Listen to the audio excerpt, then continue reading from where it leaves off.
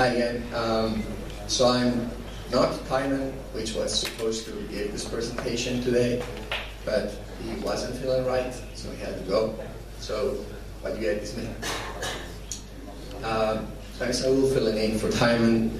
So I said, I have proof that he is ill. So this is for real. It's not a plot. So I kind of already introduced our company yesterday, but today is kind of different context, so I will kind of do that again.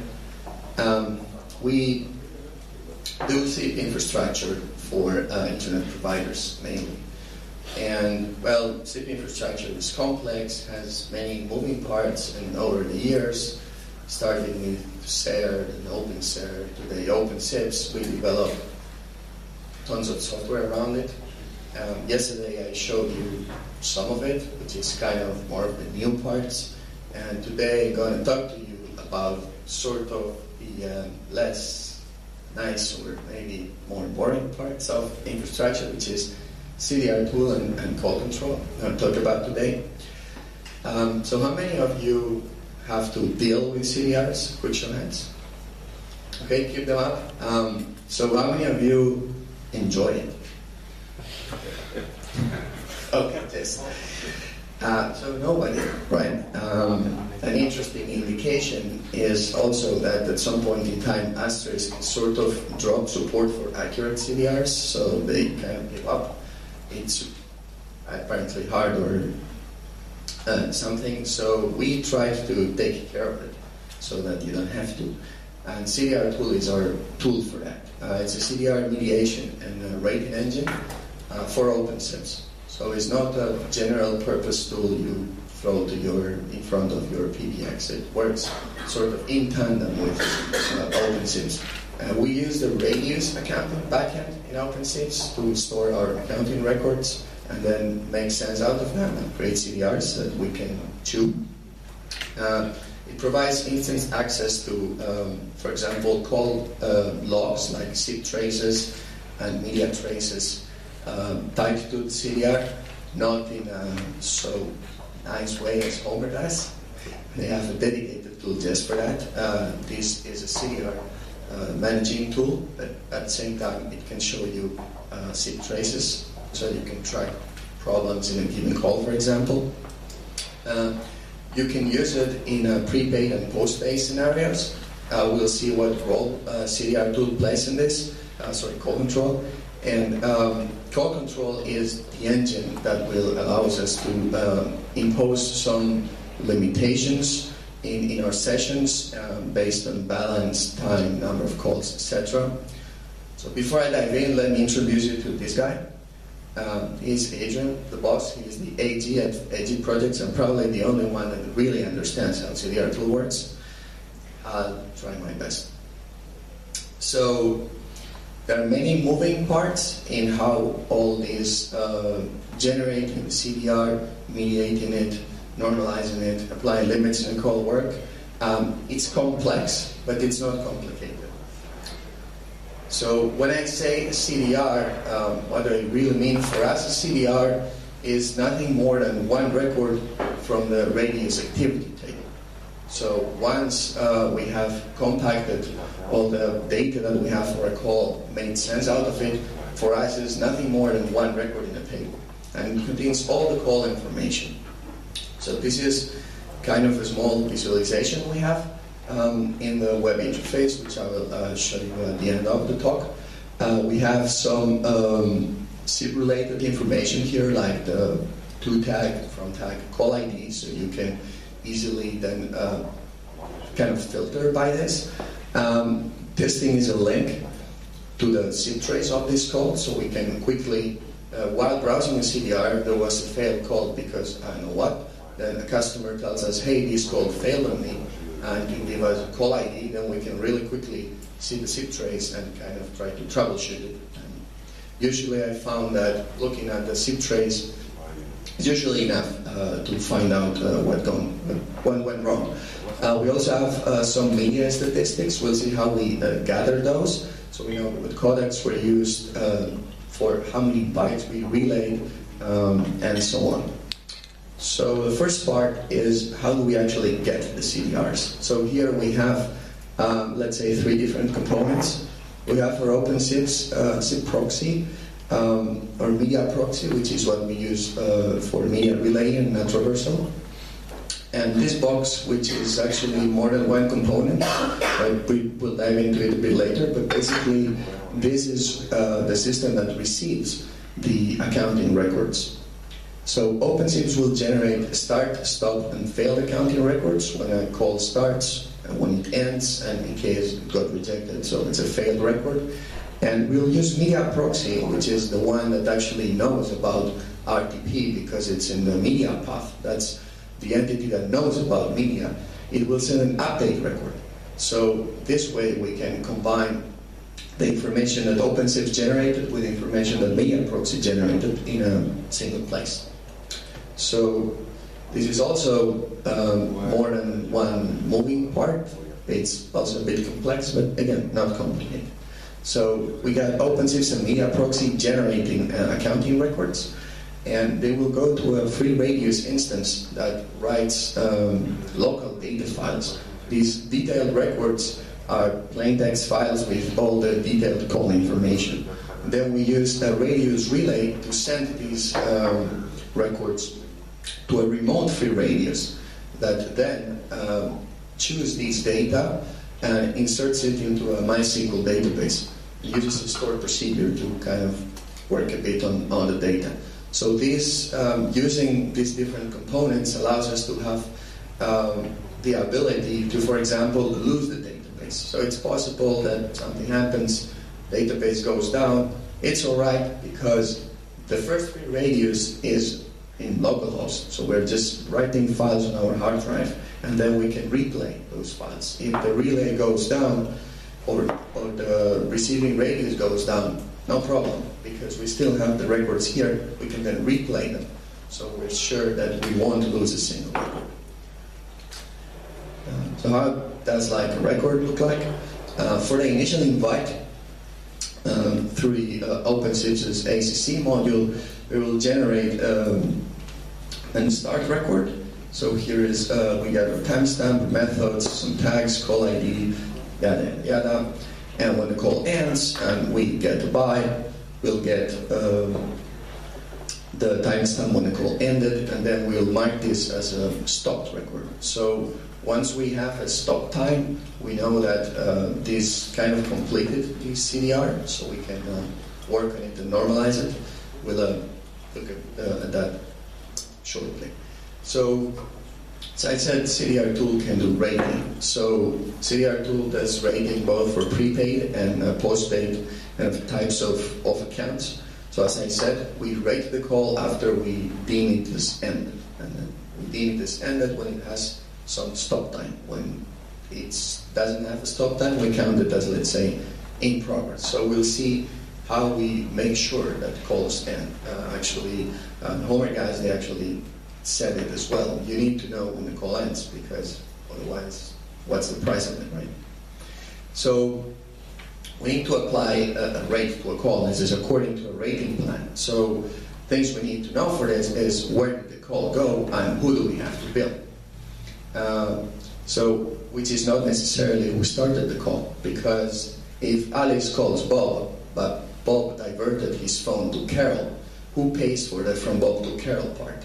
It's Bob who has to pay for that part of the call, but Alice only needs to pay for kind of the transit that goes from her to Bob. So this needs to be taken care of. That's why we have the destination and we have the billing party, which is not always the caller or the origin. And we have different profiles.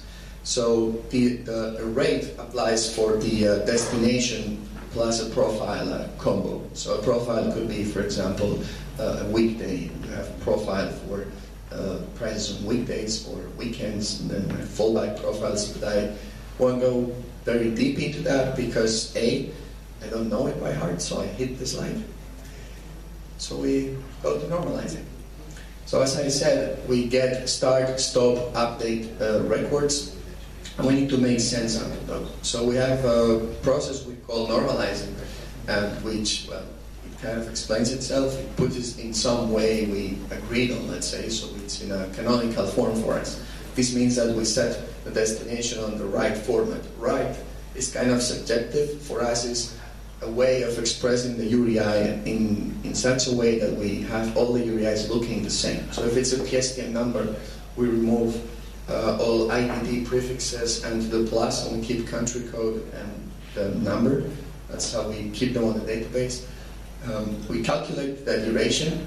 So we have the starting timestamp, we have the stopping timestamp.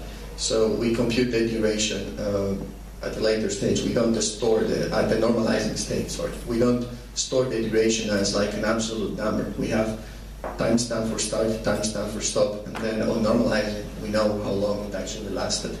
And then we apply a price to this. Now, this normalization process is, of course, intensive in that the more call volume you have, more calls, more work has to be done on the database to combine all those records and make sense out of them. So this is a process that runs in a cron job in batches. So, however, if we're browsing the CDRs live on the web interface, and we want to see one particular call, if that call was not normalized, then it is normalized on the spot.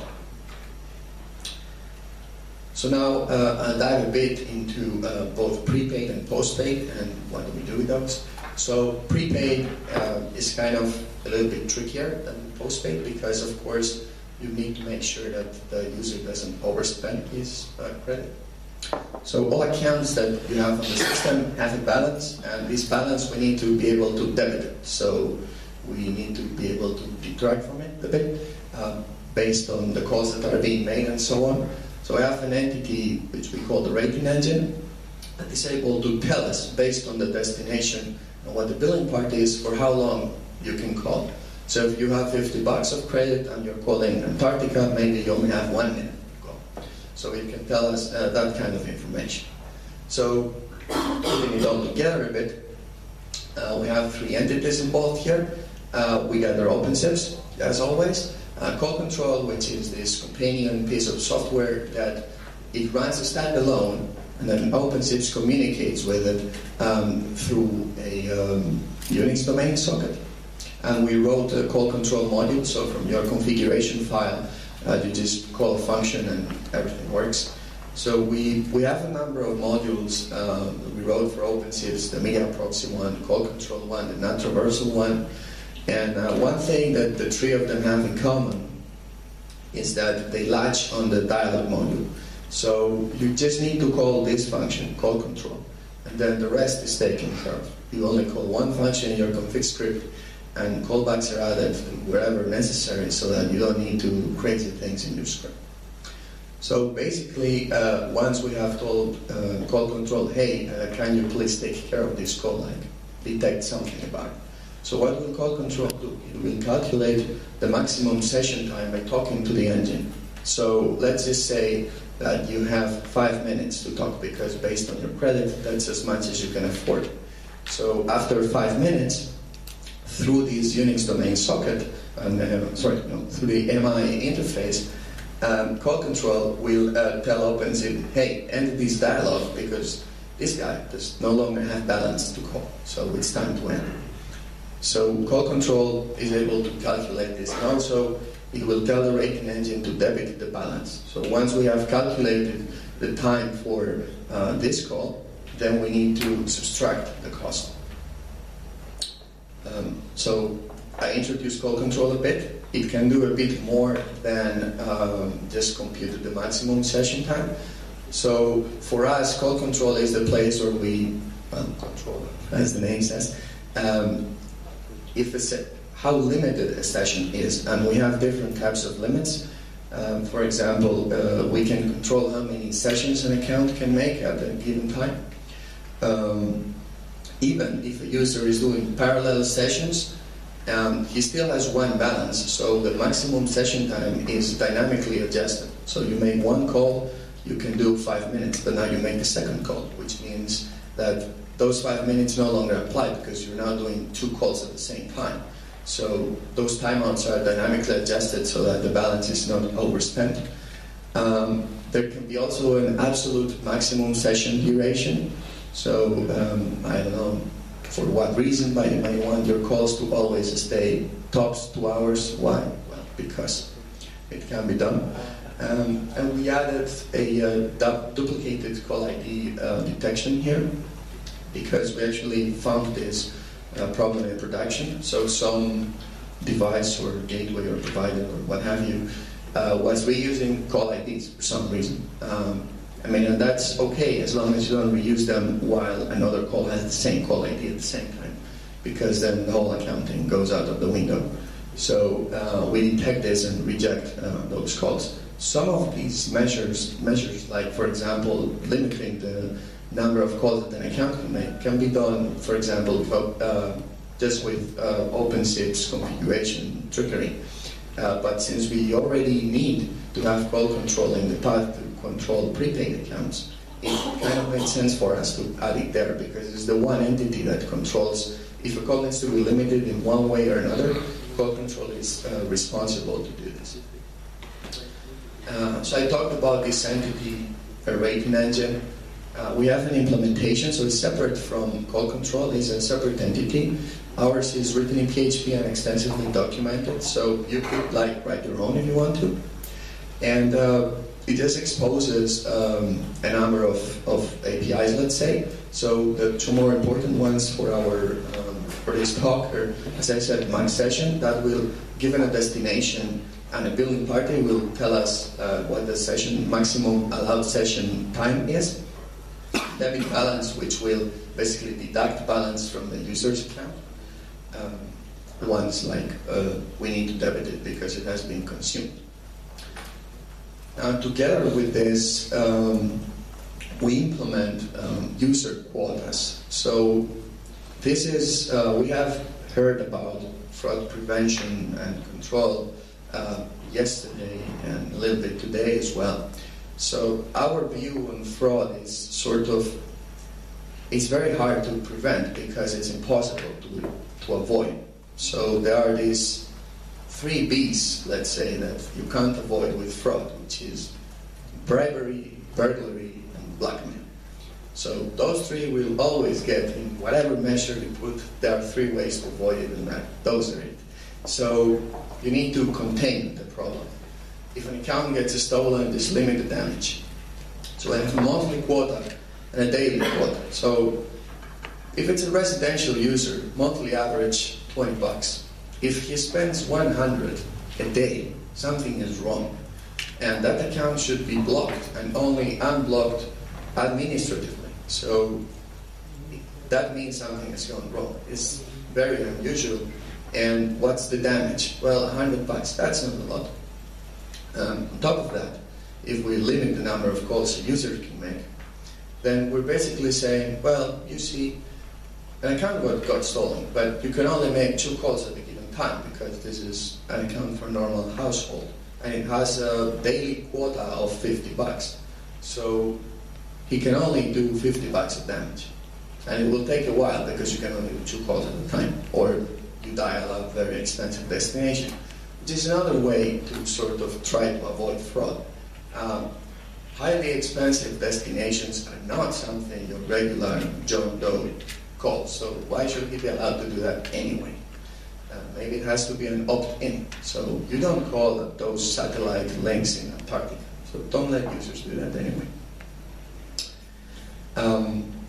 So for postpaid, everything is kind of easier because we allow you to call and then bill you, but some of the limits still apply, so you can still put a call limit. There are still quotas.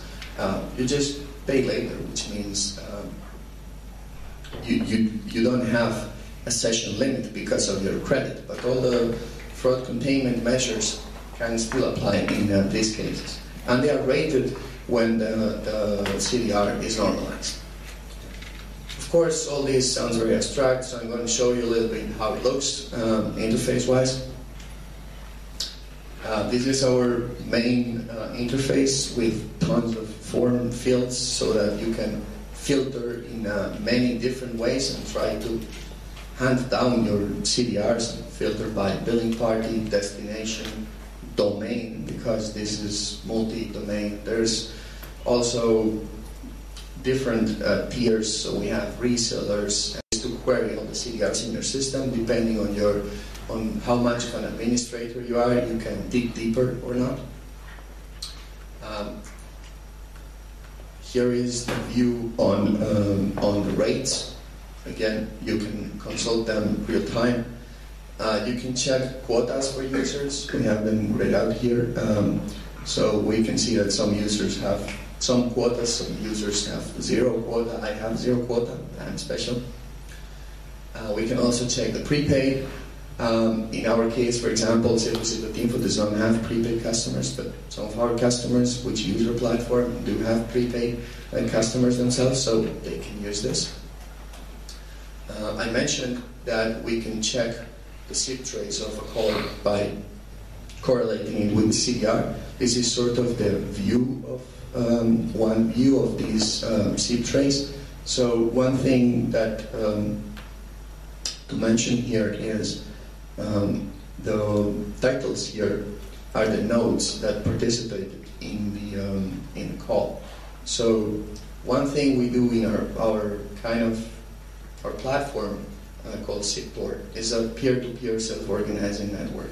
So if you need more capacity, you just boot up more nodes and you're done. And the load is automatically balanced, BitTorrent style.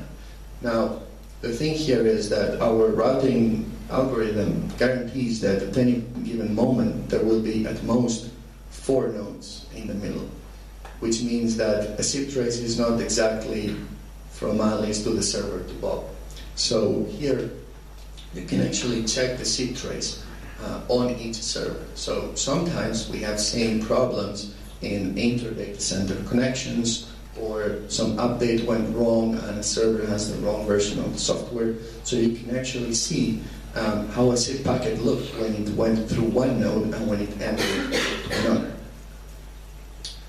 And another thing we do is we have a simple media trace where we can see for how long we had, in this case, audio data, what codecs were used, how many bytes got relayed, what was the media relay that was used.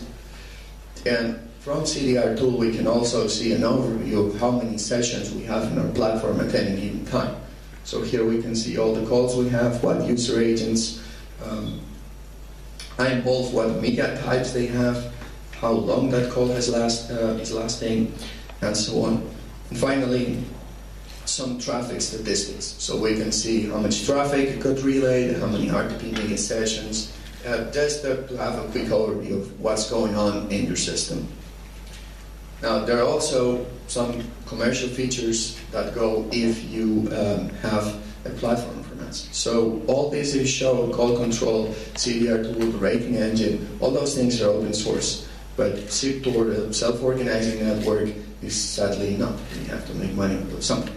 So the integration for CDRTool and other pieces of software to kind of tap into this network, that is part of our commercial offering, as well as a provisioning interface. But that is somewhat related to CDRTool, but let's just say that provisioning accounts, voicemails, all that stuff, allowing you to do that is part of our commercial offering, not part of CDRTool itself. So, talked a bit of what I knew. I'm going to show you a little demo of our one of our live platforms, which is SIP2SIP.info, the one I talked about yesterday.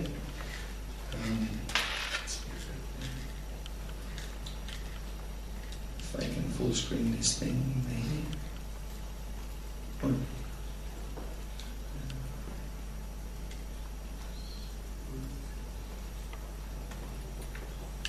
Okay, so this is the main interface where we would kind of land in CDRTool. And let's just look at calls that have happened since 1st of May until today. And the billing party is myself. Somebody said on Twitter the other day that as telecom developers, we call ourselves more than we do our moms or wives. It's probably true. So here we can see all these CDRs. that were generated. We have calls that succeeded, calls that did not succeed, what codecs we have, and basically some quick overview. So yesterday when we were here, boss agent called me, and this is the CDR for that call, so I can expand it just by clicking on it. So here, as I said, what we can see is what the call ID was, from and to tags, the start time and the stop time. We have some GeoIP thingy going on for where the call was originated.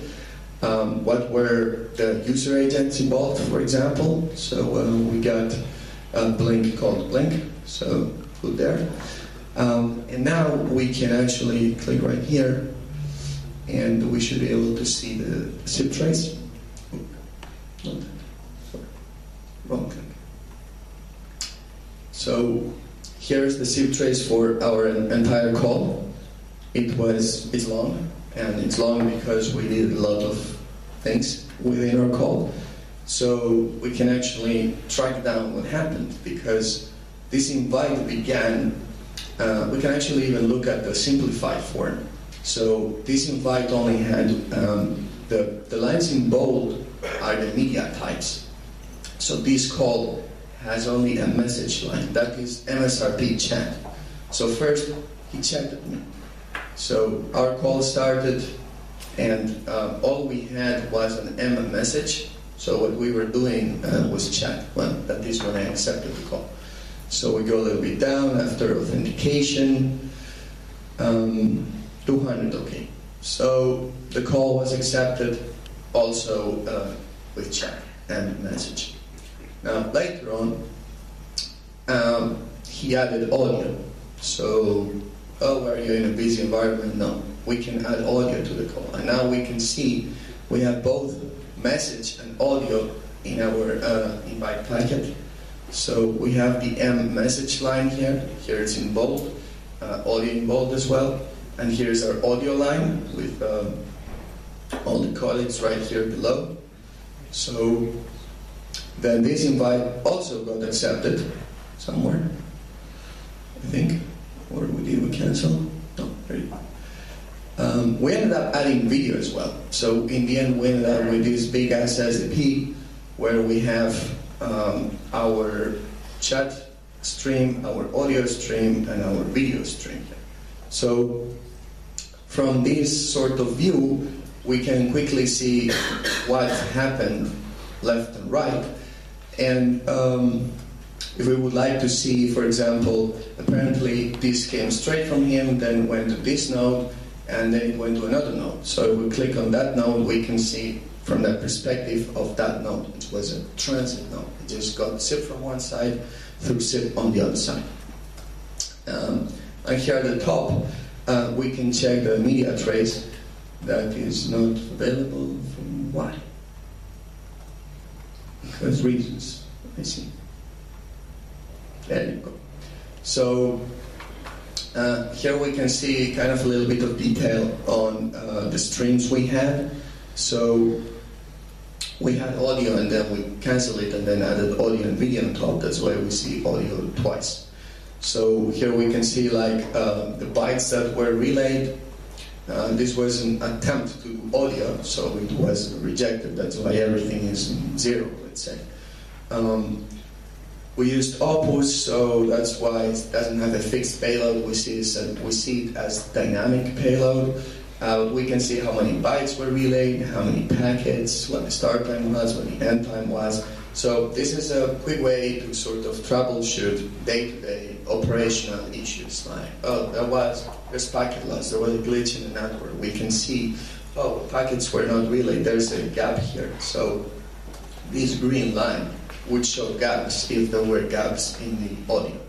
We account for being on hold, so that does not necessarily mean a gap there. But if there is a problem, we would see it here. So we do have some other things we can see, as I said. So here we can see all the rates based on different things. Our prepaid accounts, which are none, Really, they don't have prepaid profiles. All the quotas that apply to some people don't take a picture of that. This is our network diagram because it's this self-organizing network. This thing is built on the fly.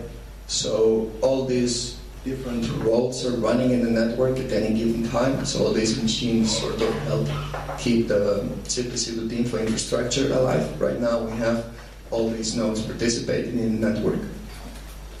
As I said, we can see all the sessions that we have right now, and some of them are closed, but here we can see how many media relays we have, what versions of the software they're running, how many bytes they have relayed, and whatnot. So maybe that could be useful for some for their data center build.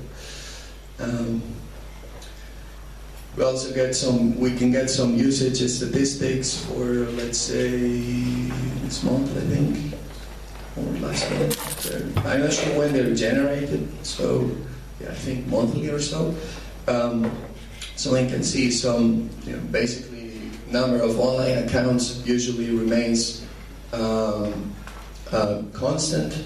Relay traffic the same. So basically, this is one that I wanted to show you. In CDRTool, find the mouse. There you go. So that's all I got. If you have any questions, I'll try to answer. Otherwise, I'll invent something. But at any rate, you can get CDRTool at cdrtool.agprojects.com, fully open source. Same goes for call control. The rating engine is part of CDRTool. So Hyman's not here, but you can ask him all the questions. Otherwise, me as well. Or those guys on Twitter. And if you have questions now, I'll take some.